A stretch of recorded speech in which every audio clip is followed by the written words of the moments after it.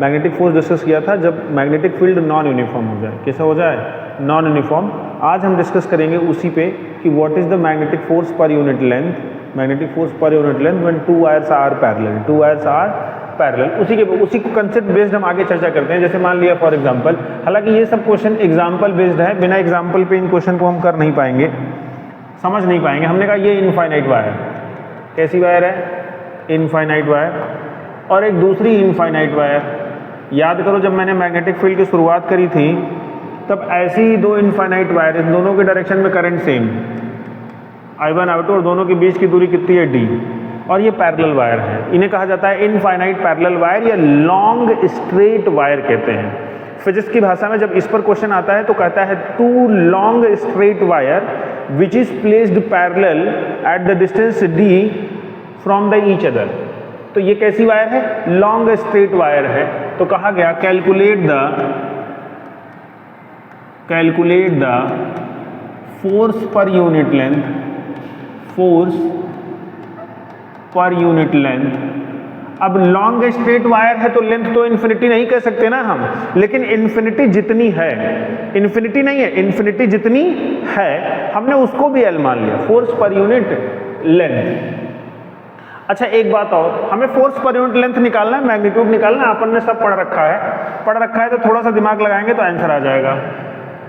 मैंने कहा ये infinite wire, long straight wire, तो हम उसको इन्फिनिटी मान लेंगे। इस इनफाइनाइट वायर की वजह से यहाँ पर मैग्नेटिक फील्ड किधर आएगा? अंदर, क्योंकि वायर ऐसा है तो मैग्नेटिक फील्ड इस साइड अंदर आएगा, इस वाले वायर की वजह से, I1 वायर की वजह से। तो जो B1 मैग्नेटिक फील्ड आ जाएगा वो कितना आ जाएगा? Mu naught I1 divided by 2πd। बोलो आएगा कि नहीं आएगा? B1 magnetic field. अगर इस वाले वायर पर फोर्स निकालना है तो हम यहाँ पर लिखेंगे द मैग्नेटिक फील्ड, नहीं तो कंफ्यूजन हो जाएगा, magnetic field due to I1। B बराबर कितना हो गया? Now B1 is nothing but mu not I1 divided by 2πd। Now second case क्या होता है इसी में, क्या हम मैग्नेटिक फोर्स I2 पर निकाल सकते हैं? मैग्नेटिक फोर्स I2 पर, तो फोर्स क्या होता है? IL cross B। तो लिखेंगे magnetic force due to I2 wire. तो क्या हो जाएगा? F बराबर I2 L cross B। Now B is what? वो मैग्नेटिक फील्ड जो B1 की वजह से आई थी। तो I2 रहेगा, L हो जाएगा, B1 कितना हो जाएगा? Mu naught I1 divided by 2πd। अपन को निकालना है फोर्स पर यूनिट लेंथ, तो डायरेक्शन ऑफ फोर्स कितना जो आएगा? L cross B। तो L तो ऊपर है, B अंदर है, तो फोर्स आ गया इधर। Now this is called magnetic force per unit length is nothing but, इसे लिखे फोर्स पर यूनिट लेंथ कितना हो जाएगा? Mu naught I1 I2 upon 2πd। ये L नीचे डिवाइड हो जाएगा, ये हमारा आंसर आ जाएगा। Now this is the answer of this question. But समझने वाली बात एक और भी है, हमने I1 की वजह से I2 वायर पर फोर्स निकाला, तो क्या I2 की वजह से I1 वायर पर भी फोर्स आएगा? And that can be written as F of 1। तो इसे लिख सकते हैं F ऑफ 1 अपॉन L। तो दिस फोर्स इज F1। तो क्या I2 की वजह से I1 पर भी फोर्स निकाल सकते हैं? तो भैया बिल्कुल निकाल सकते हैं, I2 की वजह से I1 पर भी फोर्स निकाल सकते हैं। तो वो भी निकाल के देख लो। I2 की वजह से इस वाले पॉइंट पर मैग्नेटिक फील्ड कितना हो जाएगा? That is called B2। वो कितना हो जाएगा? Mu naught I2 upon 2πd। Mu naught I2 upon 2πd। अच्छा ये फोर्स आ गया, मैग्नेटिक फील्ड आ गया, तो फोर्स कितना होगा? IL cross B। अब मैग्नेटिक फील्ड तो इस वाले वायर की वजह से अंदर ही आएगी कि बाहर आएगी? देखो इस वाले वायर की वजह से जो भी मैग्नेटिक फील्ड आएगी वो कहाँ आएगी? बाहर की तरफ। कहाँ आएगी?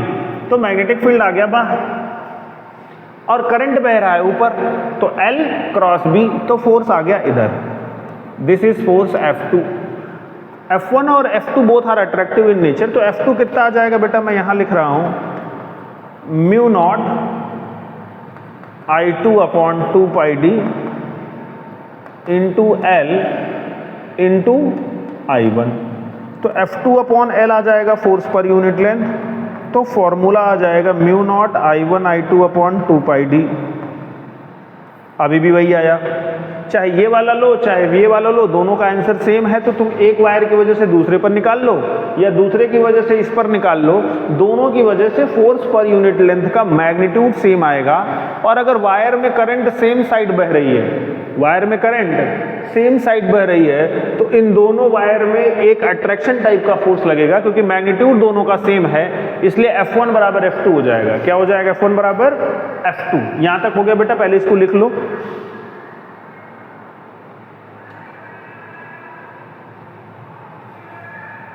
तो हम बोलेंगे कि अगर वायर ऐसा है I1, ऐसा दोनों में I1 I2 करंट सेम है, तो फोर्स इधर भी लगेगा, ये F होगा और ये भी F होगा। तो हम कह सकते हैं both wire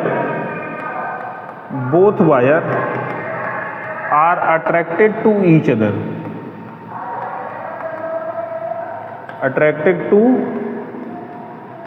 other, both wire are attracted to each other, क्योंकि करंट की direction when the direction of current are same, when the direction of current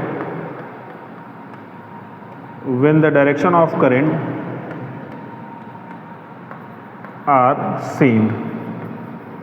एक हो गया। अगर डायरेक्शन ऑफ करंट उल्टी हो जाए तो what is force per unit length?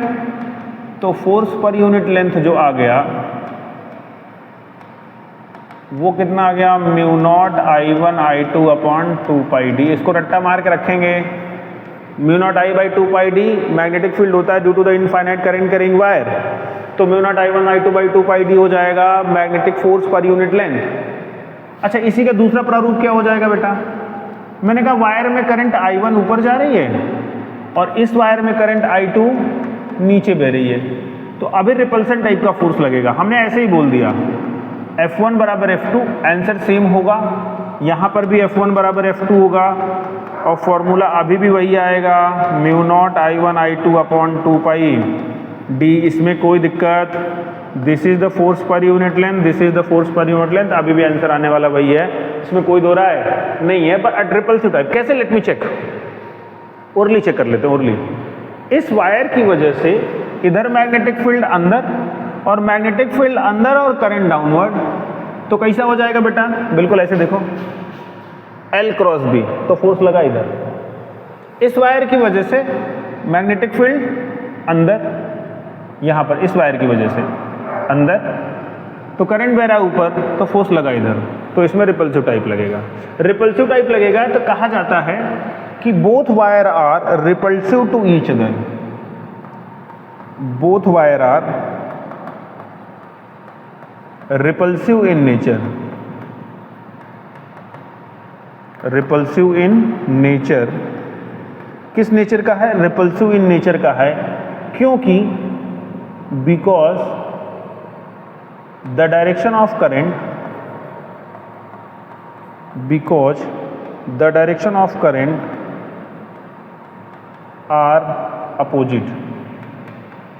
यानी हम रट्टा मार लेंगे कि जब डायरेक्शन ऑफ करंट दो वायर में सेम होंगी तो अट्रैक्शन टाइप का होगा और अपोजिट होंगी तो रिपल्सन टाइप का होगा। बात समझ आई?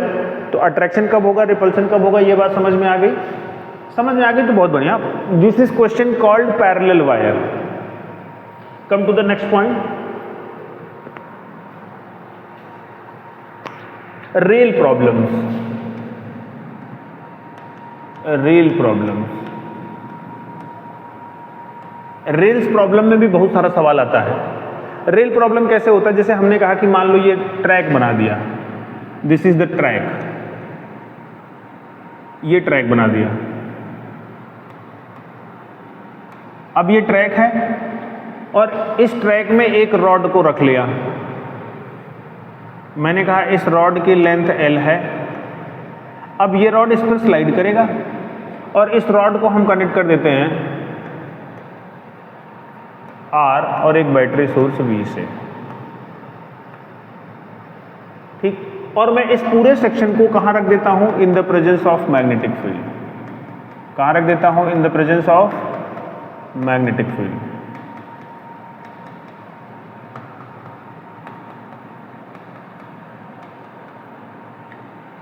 ठीक है। मैंने ये पूरा सेक्शन कहाँ रख दिया, in the presence of magnetic field, इस बैटरी की वजह से इस कंडक्टर में करंट जाएगी। और मैंने बोला कि द ट्रैक आर, क्या बोला, the track are frictionless.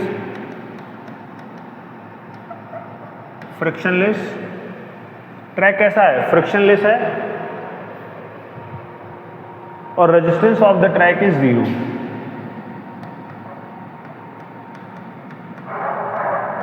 रेजिस्टेंसलेस, frictionless and resistanceless. Find out the first question, find out the force on the conductor.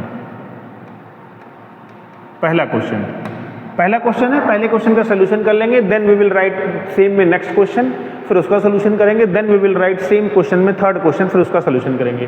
पहले तो फोर्स निकालना है। क्या निकालना है, फोर्स निकालना है। तो सोचने वाली बात है कि जब इस कंडक्टर में करंट ऐसे जाएगी आई, तो ये करंट बाहर घुस के यहाँ मैग्नेटिक, इसमें वायर में भी जाएगी आई, और अगर ये इसमें भी जाएगी आई, इसमें भी करंट वही ना आई, अगर यहाँ करंट आई जाएगी तो करंट की डायरेक्शन ये हुई। अब चूंकि इस कंडक्टर का जो रेजिस्टेंस है, यहाँ पे एक और लिख लेंगे, resistance of the conductor is capital R, मैं लिखना भूल गया, resistance of conductor is capital R. तो अब ध्यान से देखो, इस कंडक्टर में करंट ऐसे बह रही है तो फोर्स लगेगा कि नहीं लगेगा, और मैग्नेटिक फील्ड अंदर है तो फोर्स किधर लगेगा, L क्रॉस बी, और फोर्स लगेगा इधर F। तो F बराबर कितना होगा, I L cross B, I L cross, force की डायरेक्शन हमने लिख लिया। तो करंट है, लेंथ कितना है कंडक्टर की, L है, मैग्नेटिक फील्ड कितना है, B गिवन है, तो मैग्नेटिक फील्ड B, फोर्स लगा ILB। लेकिन what is the current I, you have to calculate the current I। तो करंट I निकालने के लिए मैं इस सर्किट को रिड्रॉन करूंगा। जब मैं इस सर्किट को रिड्रॉन करूंगा तो हम देखेंगे कि हमारे पास एक रेजिस्टेंस है और एक EMF है, यानी ये V है, ये स्मॉल r है, और इस कंडक्टर का रेजिस्टेंस अपन ने कैपिटल R मान लिया, और इसमें बह रही current I। Now what is the I is nothing but V divided by small r plus capital R, और इस I की वैल्यू वहां रख देंगे। तो I की वैल्यू कितनी होगी, V divided by R plus capital R into L into B। तो आंसर आ गया, कितना आ गया, force is equal to VBL upon R plus R। Now we are getting the force is equal to VBL upon R plus capital R। अब इसी में नया क्वेश्चन क्या पूछ सकता है, no what is the acceleration of the rod. Second question आ गया, what is the acceleration of rod. Acceleration के लिए इसी इक्वेशन में F बराबर VBL upon small r plus capital R जहां पर लिखा है, तो क्या हम M इंटू ए लिख देंगे, तो क्या हो जाएगा VBL upon R plus capital R। तो A बराबर कितना हो गया, VBL upon R plus capital R into M। Now this is the acceleration of the rod. अगर एक्सेलरेशन आ गया तो वेलोसिटी भी निकाल सकते हैं। तो थर्ड क्वेश्चन क्या बनेगा, velocity of the rod, velocity of the rod in t time. तो t टाइम में वेलोसिटी कितनी हो जाएगी। तो अगर आपको एक्सेलरेशन पता है, तो a को लिख सकते हैं dv बाई dt। तो dv by dt is equal to कितना हो जाएगा, VBL upon small r plus capital R। तो dv इज इक्वल टू हो जाएगा VBL upon small r plus capital R into dt, और इंटीग्रेट कर देंगे 0 to b। क्यों, क्योंकि इनिशियल टाइम जब t बराबर 0 था तो रॉड कहाँ पर थी, रॉड हमारी यहाँ पर थी, t बराबर 0, और t बराबर t टाइम पे रॉड यहाँ कहीं आ चुकी होगी। तो t बराबर t टाइम पे जो वेलोसिटी होगी वो कितनी हो जाएगी v, और t बराबर टाइम कितना हो जाएगा t। तो v बराबर कितना हो जाएगा, VBL upon R plus R into t। बस शर्त ये है कि now this v is called velocity and this v is called potential. दोनों में कंफ्यूज नहीं होना बेटा। इसको हम छोटा v लिख दे रहे हैं this v is called velocity and this capital V is called potential. अब वेलोसिटी निकाल लिया तो सवाल ये भी आता है कि what is the distance covered by particle in t time. Now come to the fourth question, what is the distance covered by. तो फोर्थ क्वेश्चन इसमें क्या आ सकता है, what is the distance covered by rod in t time. तो आपने velocity निकाल लिया तो वेलोसिटी को लिख सकते हैं dx by dt। Now dx by dt is what, vbl upon r plus capital R into T. तो dx इज इक्वल टू क्या हो गया, vbl upon r plus capital R into T into D T. दोनों तरफ integrate कर दिया। अब क्या, जब टाइम t बराबर 0 था तो डिस्प्लेसमेंट 0 थी, और जब टाइम t बराबर t हो जाएगा तो डिस्प्लेसमेंट x हो जाएगी। Now what is x, x is nothing but vbl upon r plus capital R into t का integration t square by 2। Now what is the displacement in t times, तो now x is equal to vbl into t square divided by 2 small r plus capital R। तो इस rail problem से 4 सवाल आते हैं। कितने सवाल आते हैं, 4 सवाल आते हैं, और चारों सवाल हमने एक ही क्वेश्चन में कंक्लूड करके दे दिया। सबसे लास्ट वाला सवाल हमेशा एडवांस में पूछा जाएगा, क्योंकि